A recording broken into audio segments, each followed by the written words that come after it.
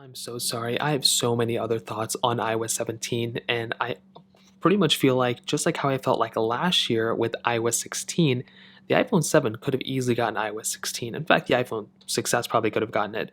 But this year in particular, the iPhone 10 should have gotten iOS 17. It is 1000%, I think, would have been a completely good idea had iOS 17 been supported on the iPhone 10. Now, and this isn't even the day after. I'm uploading this the day after iOS 17 came out. This is still the same day. And I already have some crazy more thoughts onto why iOS 17 should have been provided. The first thing, like I mentioned, there aren't really any crazy features within iOS 17 where this iPhone couldn't have handled it.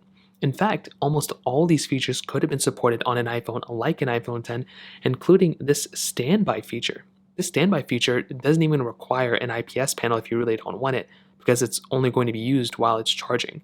So honestly, IPS iPhones could have been supported here too, but especially on an OLED iPhone, like an iPhone 10, which was the first OLED iPhone, how cool would it have been had they been able to showcase this type of feature on the first OLED iPhone available? I think that would have been something that was really cool.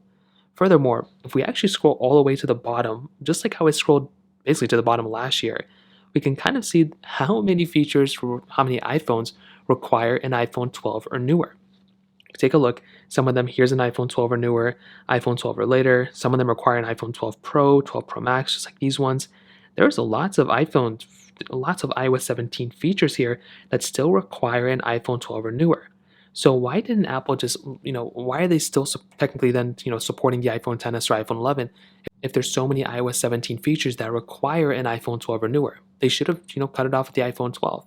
But clearly they didn't do that because those iPhones are still supported and they should still be supported. Just like how I feel like with the iPhone 10, it should have been supported as well. Now, some other things, I've looked through this like 20,000 times within the last like 10 minutes this thing's been available, and it's still surprising to me how Apple felt the need to discontinue the iPhone 10, iPhone 8, and iPhone 8 Plus, but in particular the iPhone 10, when there's so many amazing features that came within iOS 17, much like that standby clock feature that could have been supported on the iPhone 10, especially with it having an OLED display. So I say that basically all to say the iPhone 10, in my opinion, should have gotten iOS 17 for sure. It is shocking to me that that iPhone did not get any iOS 17 features at all. And the fact that it is ending on iOS 16, I think is okay. iOS 17 wasn't the biggest update of all time, but I think that's exactly why iOS 17 should have came on the iPhone 10. When we look at other similar updates, iOS 13 and iOS 15, all the iPhones preceding it were supported on those iPhones and iOS versions. So it's weird that the same thing happened, the exact opposite happened here, where Apple actually discontinued these iPhones. So I'd love to hear your thoughts about this. Let me know in the comment section below. Hit the like button, that would mean so much, but definitely hit that subscribe button. More importantly than everything else, I love every single one of you guys. Hopefully I'll catch you guys in the next video.